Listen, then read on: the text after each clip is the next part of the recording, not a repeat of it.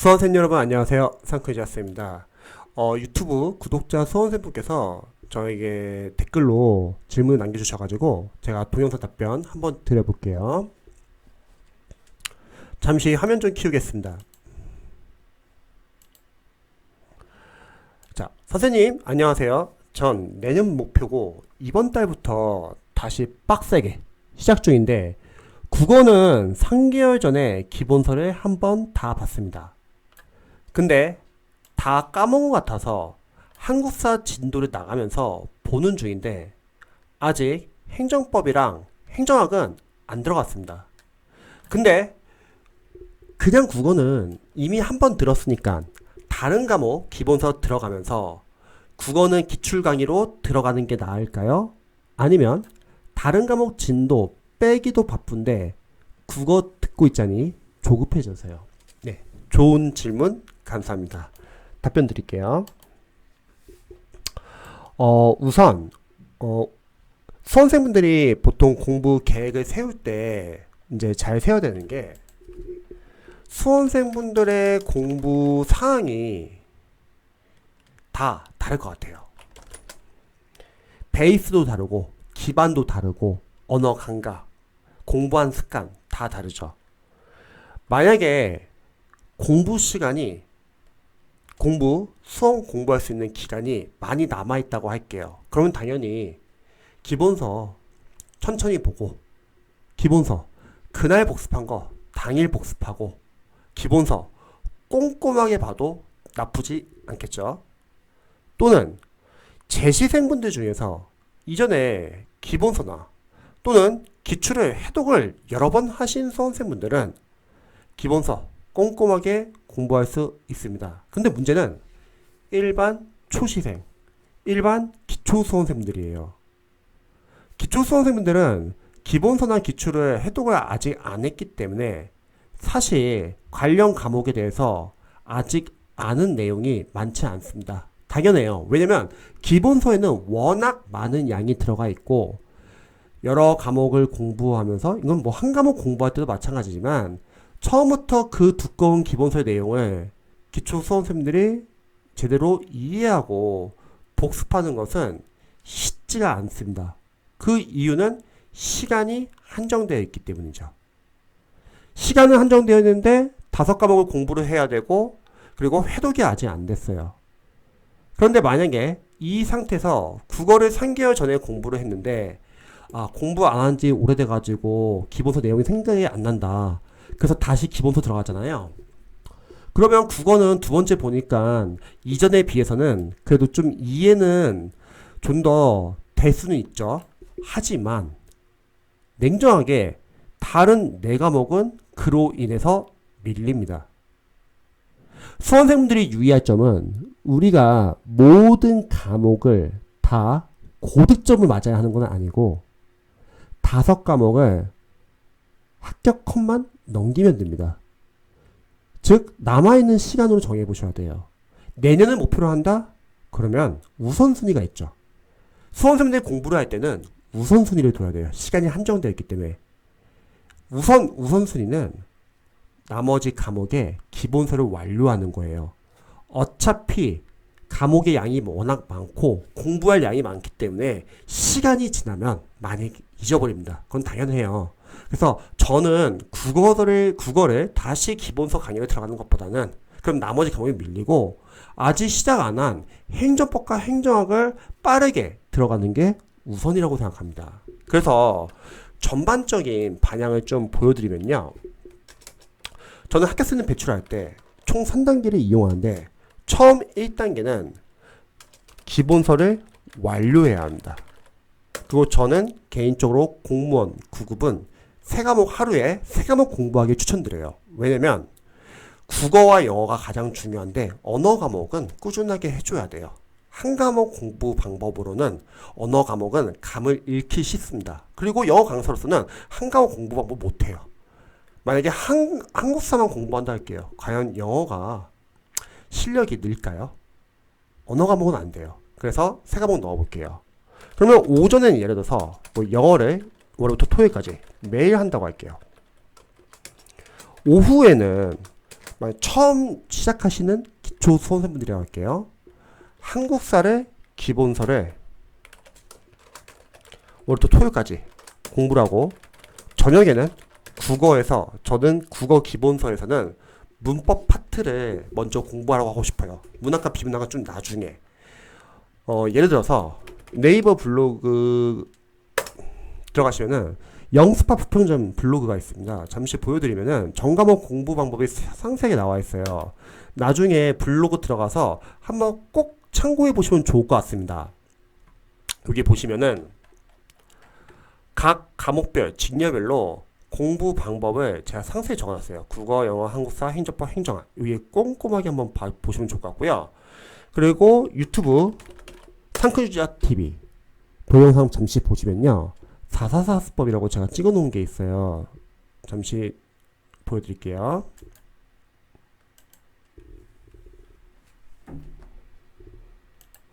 여기 444 수법에서 1번 영상 좀 위주로 약간 좀 보시면 좋을 것 같습니다. 그리고 기출 해독법 좀 보여드릴게요. 상크유지아 쌤 기출.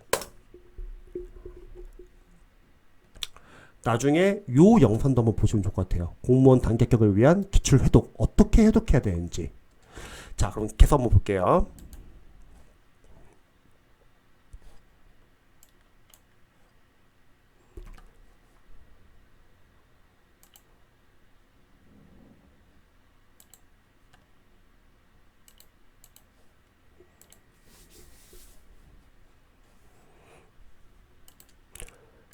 그러면 우선 국어는 뭐 기본서에서 문법 파트 위주로 본다 할게요. 이것도 토요일까지. 자, 1단계 목표는 기본서를 빠르게 완료하는 거예요. 이해 암기 복습은 아니고 일단 기본서를 빠르게 완료.